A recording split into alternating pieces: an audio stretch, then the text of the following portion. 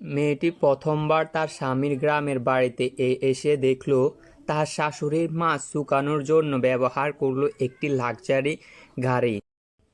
কিন্তু আসল অবাক হলো যখন সে খাবারের জন্য ভিতরে ঢুকলো, কারণ টেবিলের ওপর একেবারে রূপার টফি স্টিক আর খাবারের মধ্যে ছিল বিভিন্ন দামি আইটেমের, যা বড় লোকেরা এগুলো খায়। সে যখন চিংড়ি মাছের টুকরো যখন খেলো তখন বুঝতে পারলো সেই বড় রেস্তোরাঁর চেয়ে অনেক সুস্বাদু খাবার খাচ্ছিল। যখনই মেয়েটি মনে হলো তার স্বামী গ্রামের পরিবার মোটেও সাধারণ নয়। আসলে মেয়েটির বিয়ে হয়েছিল এক পরিবারে, কিন্তু পারিবারিক দ্বন্দ্বের কারণে তাকে বের করে দেওয়া হয়।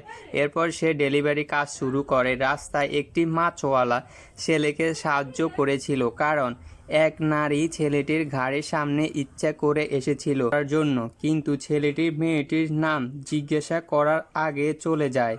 কিন্তু তখন তারপর তার পুরনো শ্বশুর বাড়ির লোকজন তাকে বাড়ি নিয়ে যাওয়ার জন্য লোক পাঠিয়ে মেয়েটি জানতে পারলে তার ননদ ছোটবেলায় বিয়ে ঠিক হয়েছিল এক মাছওয়ালা ছেলের সাথে। পরবর্তী পার্ট দেখার জন্য চ্যানেলটি ফলো করে রাখবেন।